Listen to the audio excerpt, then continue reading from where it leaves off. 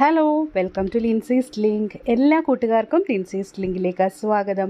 ഇന്നത്തെ വീഡിയോ നമ്മൾ കാണാൻ പോകുന്ന റോസ് പ്ലാന്റിൻ്റെ കുറച്ച് കെയറും അതുപോലെ തന്നെ അതിൻ്റെ ഡിസീസസ് വരുമ്പോൾ നമ്മൾ എങ്ങനെയാണ് ഫൈൻഡ് ഔട്ട് ചെയ്യുന്നതെന്നും അതിന് കുറച്ച് ട്രീറ്റ്മെൻറ്റും ഒക്കെയാണ് നമ്മൾ കാണാൻ പോകുന്നത്.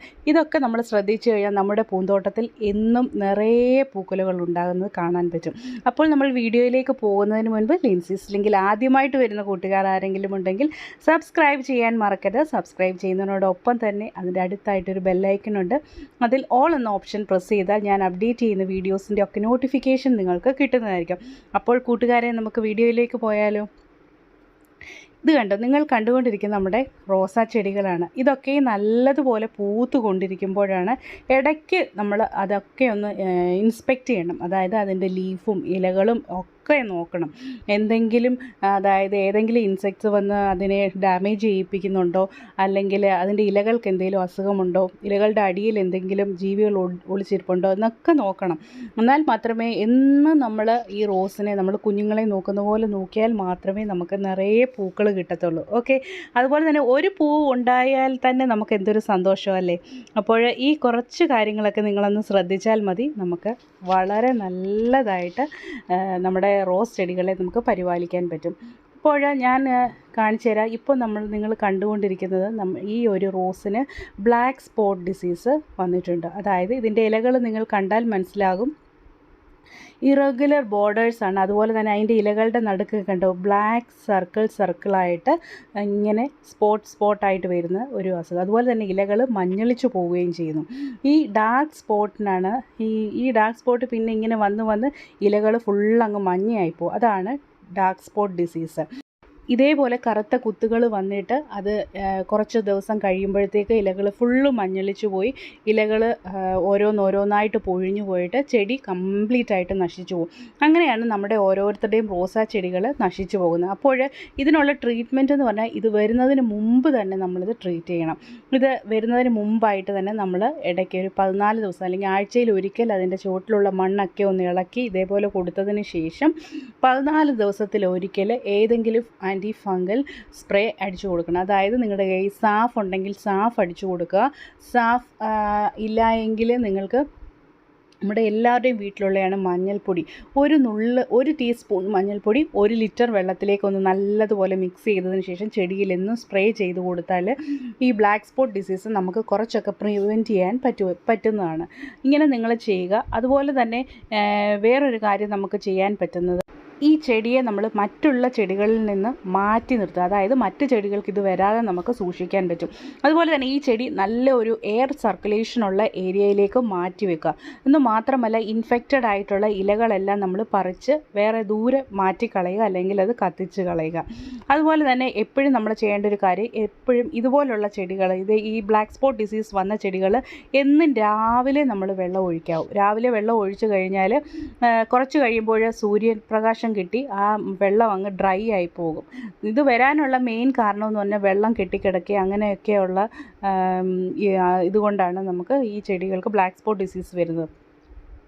ഇതാണ് ഫംഗിസൈഡ്. അതായത് ഞാൻ നേരത്തെ പറഞ്ഞല്ലോ, സാഫ് എന്ന് പറയുന്ന ഒരു ഫംഗിസൈഡാണിത്. ഇത് വളരെ എഫക്റ്റീവാണ്.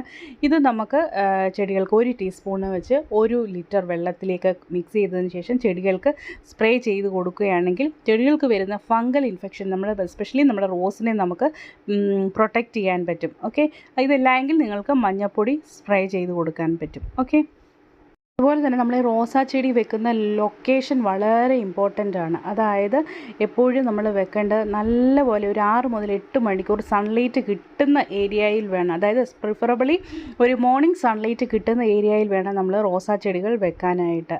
പിന്നെ പ്രത്യേകം ശ്രദ്ധിക്കേണ്ട ഒരു കാര്യം, നമ്മൾ പോട്ടിംഗ് മിക്സ് തയ്യാറാക്കുമ്പോൾ അത് നല്ലപോലെ വെൽ ഡ്രെയിൻഡ് സോയിലായിരിക്കണം നമ്മൾ പ്രിപ്പയർ ചെയ്യാൻ വേണ്ടിയിട്ട്. വെള്ളം ഒഴിച്ചു കഴിഞ്ഞാൽ ചെടിച്ചട്ടിയിൽ ഒരിക്കലും കെട്ടി നിൽക്കാൻ ഇടയാകരുത്. അങ്ങനെയുള്ള പോട്ടിംഗ് മിക്സാണ് നമ്മുടെ റോസാ ചെടികൾക്ക് ഏറ്റവും നല്ലത്. അതുപോലെ തന്നെ നമ്മൾ വെള്ളം ഒഴിക്കുമ്പോൾ എപ്പോഴും ശ്രദ്ധിക്കണം. അതിന് വേണമെങ്കിൽ അതായത് അതിൻ്റെ ഫ്രീക്വൻസി എപ്പോഴും നമ്മൾ നോക്കണം. ഇന്ന് വെള്ളം ഒഴിക്കുന്ന അതേ സമയത്ത് തന്നെ നെക്സ്റ്റ് ഡേയിലും വെള്ളം ഒഴിക്കാൻ നമ്മൾ ശ്രദ്ധിക്കുക.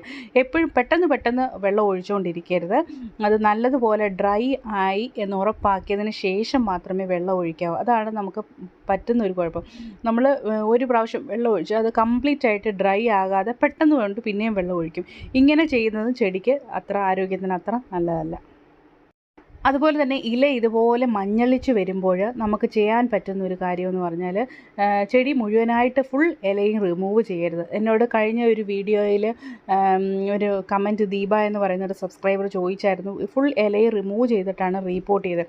നമ്മളങ്ങനെ ഫുൾ ഇലയും ഒന്നും റിമൂവ് ചെയ്യേണ്ട കാര്യമില്ല. കുറച്ച് ഇലകളെങ്കിലും ചെടികൾ നിർത്തണം. എന്നാൽ മാത്രമേ ചെടികൾക്ക് ആവശ്യമായിട്ടുള്ള ഫോട്ടോസിന്തസിസ് നടത്താൻ പറ്റത്തുള്ളൂ. എസ്പെഷ്യലി നമ്മൾ റീപ്ലാന്റ് ചെയ്യുമ്പോൾ അങ്ങനെ ഫുൾ ലീഫൊന്നും നമ്മൾ റിമൂവ് ചെയ്യേണ്ട ആവശ്യമില്ല. എപ്പോഴും അതുപോലെ തന്നെ ഈ ബ്ലാക്ക് സ്പോട്ട് ഡിസീസ് അങ്ങനെ വരുമ്പോൾ നമ്മൾ സോഫ്റ്റ് പ്രൂണിങ് ആണ് ചെയ്യേണ്ടത്. അതായത് ഈ ഒരു അസുഖം വന്ന ഇലകളും ആ ബ്രാഞ്ചും മാത്രം നീക്കം ചെയ്താൽ മതി. അല്ലാതെ എല്ലാ ചെടിയും കംപ്ലീറ്റ് ആയിട്ട് നമ്മൾ റിമൂവ് ചെയ്യേണ്ട കാര്യമില്ല. ഓക്കെ, അടുത്തതായിട്ട് ഞാൻ കാണിക്കാൻ പോകുന്ന എപ്സം സോൾട്ടാണ് നിങ്ങളിപ്പോൾ കണ്ടുകൊണ്ടിരിക്കുന്നത്. ഇത് ചെടി നല്ലതുപോലെ വരാനും നിറയെ ഇലകളും പൂക്കളും ഒക്കെ വരാൻ ഏറ്റവും നല്ല ഒരു ഫെർട്ടിലൈസറാണ് നമ്മുടെ ഈ എപ്സം സോൾട്ട് എന്ന് പറയുന്നത്. അതായത് ഇത് നിങ്ങൾക്ക് ചെടികൾക്ക് സ്പ്രേ ചെയ്ത് കൊടുക്കാൻ പറ്റും. അതുപോലെ തന്നെ ചെടികളുടെ ചുവട്ടിൽ സ്പ്രിങ്കിൾ ചെയ്ത് കൊടുക്കാനും പറ്റും. എസ്പെഷ്യലി ഇപ്പം മഴക്കാലമാണല്ലോ. മഴക്കാലത്ത് നമ്മളിത് വെള്ളത്തിൽ ഒഴിച്ച് സ്പ്രേ ചെയ്ത് കൊടുക്കേണ്ട ആവശ്യമില്ല. ചെടികളുടെ ചുവട്ടിൽ ഓരോ ടീസ്പൂൺ വെച്ച് ഒരു ചട്ടിക്ക് 1 ടീസ്പൂൺ എന്ന കണക്കിന് നമുക്ക് ഇട്ട് കൊടുത്താലും മതി. ഓക്കെ, ഇത് ഞാനിപ്പോൾ ഈ ബ്ലാക്ക് സ്പോട്ട് ഡിസീസ് വന്ന ചെടിക്കാണ് ഇട്ട് കൊടുക്കുന്നത്. അതിൻ്റെ ചുവട്ടിൽ നിന്ന് നമ്മൾ ഇത് ഇടുന്നതിന് മുൻപായിട്ട് തന്നെ ഇതിൻ്റെ ചുവട്ടിൽ ഈ ഇലകളോ ഉണങ്ങിയ ഇലകളോ എന്തെങ്കിലും ഉണ്ടെങ്കിൽ അതൊക്കെ അങ്ങ് റിമൂവ് ചെയ്തതിന് ശേഷം വേണം നമ്മൾ എപ്സം സോൾട്ട് ഇട്ട് കൊടുക്കാൻ വേണ്ടിയിട്ട്. ഈ എപ്സം സോൾട്ട് എന്ന് പറയുന്നതാണ് മഗ്നീഷ്യം സൾഫേറ്റ് ആണ് ഈ എപ്സം സോൾട്ട്. ഇത് നമ്മൾ ചെടികൾക്ക് കൊടുക്കുന്നത് മൂലം ഈ നമ്മുടെ റോസാ ചെടികൾ നല്ലപോലെ സ്ട്രോങ് ആകാൻ അത് സഹായിക്കും എന്ന് മാത്രമല്ല, ഇലകൾ വരുന്നില്ല, റോസ് ചെടികൾ വളരുന്നില്ല എന്നൊക്കെ കുറേ പേര് പറഞ്ഞു. ഓരോരുത്തരുടെ പേര് പറയാൻ പറ്റുന്നില്ല. പക്ഷെ എന്നാലും ഒത്തിരി പേര് എന്നോട് പറഞ്ഞു ഇലകൾ വരുന്നില്ല, പൂക്കൾ വരുന്നില്ല എന്നൊക്കെ. പക്ഷെങ്കിൽ ഇത് ഒരു ടീസ്പൂൺ ഇട്ട് കൊടുക്കുകയാണെങ്കിൽ നമ്മുടെ ചെടി നിറയെ നല്ല ലഷായിട്ട് ഇലകളും പൂക്കളും ഒക്കെ വരുന്നത് നമുക്ക് കാണാൻ സാധിക്കും. പൂക്കൾ വരുന്നത് നല്ല വലിപ്പമുള്ള പൂക്കളും അതുപോലെ നല്ല കളർഫുള്ളായിട്ട് നല്ല ബ്രൈറ്റ് കളേർഡ് പൂക്കളും വരാൻ ഈ എപ്സം സോൾട്ട് സഹായിക്കും. അതുപോലെ തന്നെ ക്ലോറോഫിൽ ഉണ്ടാക്കാൻ, അതായത് ഇലകൾക്ക് നല്ല പച്ച കളർ കൊടുക്കുന്ന ക്ലോറോഫിൽ ആണല്ലോ, അത് ഉണ്ടാകാനും ഒക്കെ ഇത് സഹായിക്കുന്നതാണ് ഈ എപ്സം സോൾട്ട്. ഇത് എല്ലാ നഴ്സറികളിലും അതുപോലെ തന്നെ മെഡിക്കൽ സ്റ്റോറുകളിലും ഒക്കെ വാങ്ങാൻ കിട്ടും. വളക്കടകളിലൊക്കെ വാങ്ങാൻ കിട്ടുന്നതാണ് എപ്സം സോൾട്ട്. അടുത്തൊരു ഹോം മെയ്ഡ് റെമഡിയാണ് നമ്മുടെ മഞ്ഞൾപ്പൊടി. അതായത് നമ്മൾ ചെടികൾ പൂക്കൾ വന്നതിന് ശേഷം എല്ലാവരും കട്ട് ചെയ്ത് കളയുമല്ലോ. കട്ട് ചെയ്ത് കളഞ്ഞു കഴിഞ്ഞിട്ട് ഇവിടുന്ന് താഴോട്ട് ബ്ലാക്കായിട്ട് താഴോട്ട് ഡൈബാക്ക് ഡിസീസ് എന്ന് പറഞ്ഞിട്ട് കറുത്ത് വന്ന് ഫുള്ള് ചെടി അങ്ങ് ഉണങ്ങിപ്പോകും. അതായത് ആദ്യം നമ്മൾ റോസ് ചെടി നഴ്സറിയിൽ നിന്ന് വാങ്ങിക്കൊണ്ട് വീട്ടിൽ വെച്ച് കഴിഞ്ഞിട്ട് കുറച്ച് കഴിയുമ്പോൾ നമ്മൾ പൂ വന്ന് കഴിയുന്നുണ്ടെങ്കിൽ നമ്മൾ ചെന്ന് കട്ട് ചെയ്യും. അത് കഴിയുന്നുണ്ടെങ്കിൽ ഡൈബാക്ക് ഡിസീസ് വന്ന് എല്ലാ ചെടികൾ മുഴുവനായിട്ട് ഉണങ്ങി ഫുൾ ചെടി നഷ്ടപ്പെടും. അപ്പോൾ ഇത് വരുന്നതിന് മുമ്പായിട്ട് നമ്മൾ എസ്പെഷ്യലി കട്ട് ചെയ്ത് ഉടൻ തന്നെ നമ്മൾ ചെയ്യേണ്ട ഒരു കാര്യമാണ് ഒരു നുള്ളു മഞ്ഞൾപ്പൊടി ഇതുപോലെ ഇയർബഡ്സിലോ അല്ലെങ്കിൽ നമ്മുടെ കയ്യിലോ എടുത്തതിന് ശേഷം ഇതേപോലെ ആ ഭാഗത്ത് നമ്മൾ അപ്ലൈ ചെയ്ത് കൊടുക്കുക. അതിൻ്റെ താഴെ നിന്ന് നമ്മൾ കട്ട് ചെയ്യുന്നതിൻ്റെ താഴെ നിന്ന് ഇതേപോലെ ബ്രാഞ്ചസ് പുതിയ ബ്രാഞ്ചസ് വരികയും അവിടെ നിന്ന് പുതിയ പൂക്കൾ ഉണ്ടാവുകയും ഒക്കെ ചെയ്യും. ഈ ഇലകളിലൊക്കെ കുറച്ച് ഇൻസെക്റ്റിൻ്റെ ശല്യമുണ്ട്. അതായത് കാറ്റർപില്ലറിൻ്റെയാണ്. അതാണ് വന്ന് ഇലകളൊക്കെ തിന്നുകയും പൂക്കൾ തിന്നുകയും ചെയ്യുന്നത്. ഇത് നിങ്ങൾ കണ്ടുകൊണ്ടിരിക്കുന്ന റോസിൻ്റെ വിത്താണ് കേട്ടോ, അതായത് സീഡാണ്. ഇത് കട്ട് ചെയ്ത് ഇതിൻ്റെ അകത്താണ് റോസിൻ്റെ സീഡ്സ് ഇരിക്കുന്നത്. ഈ റോസാ ചെടികൾ നമുക്ക് വിത്ത് പാകിയും കിളിപ്പിക്കാൻ പറ്റും. ഇത് കുറച്ചും കൂടെ മെച്ചുവേർഡായിട്ട്, അതായത് കുറച്ചുകൂടെ പാകമായതിനു ശേഷം നമുക്കത് കട്ട് ചെയ്തിട്ട് പാകി കഴിഞ്ഞാൽ നമുക്ക് റോസ് ചെടികൾ ഉണ്ടാക്കിയെടുക്കാൻ പറ്റും, കിളിപ്പിച്ചെടുക്കാൻ പറ്റും. ഓക്കെ, ഇത് കണ്ടോ, ഇത് ഞാൻ ഇതേപോലെ ഒന്ന് കട്ട് ചെയ്യുകയാണ്. കട്ട് ചെയ്തതിന് ശേഷം മഞ്ഞൾപ്പൊടി അപ്ലൈ ചെയ്യും. നിങ്ങൾക്ക് മഞ്ഞൾപ്പൊടി ഇല്ലെങ്കിൽ വേറൊരു ആൾട്ടർനേറ്റീവാണ് നമ്മുടെ സാഫ് അപ്ലൈ ചെയ്താലും മതി. അല്ലെങ്കിൽ വേറെ ഏതെങ്കിലും ഫംഗിസൈഡോ ഒക്കെ അപ്ലൈ ചെയ്താലും കുഴപ്പമൊന്നുമില്ല. ഓക്കെ.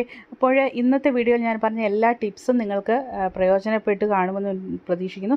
അതുപോലെ തന്നെ റോസ് ചെടി നല്ല രീതിയിൽ വളർന്നു വരാൻ നല്ലൊരു പോട്ടിംഗ് മിക്സ് വേണം. ആ പോട്ടിംഗ് മിക്സ് ശരിയായി കഴിഞ്ഞാൽ നമ്മുടെ റോസാ ചെടി നല്ലതുപോലെ വളർന്നു വരും. പോട്ടിംഗ് മിക്സ് കംപ്ലീറ്റ് ആയിട്ട് ഞാൻ വേറൊരു വീഡിയോയിൽ ഉടൻ തന്നെ ഞാൻ കാണിച്ചു തരാം എങ്ങനെയാണ് പ്രിപ്പയർ ചെയ്യേണ്ടതെന്നൊക്കെ. അപ്പോൾ വീഡിയോ അവസാനം വരെ കണ്ട എൻ്റെ എല്ലാ കൂട്ടുകാർക്കും ഒരു ബിഗ് താങ്ക് യു. അപ്പോൾ നെക്സ്റ്റ് വീഡിയോയിൽ കാണാം. Okay friends, till then take care friends and see you. Bye by.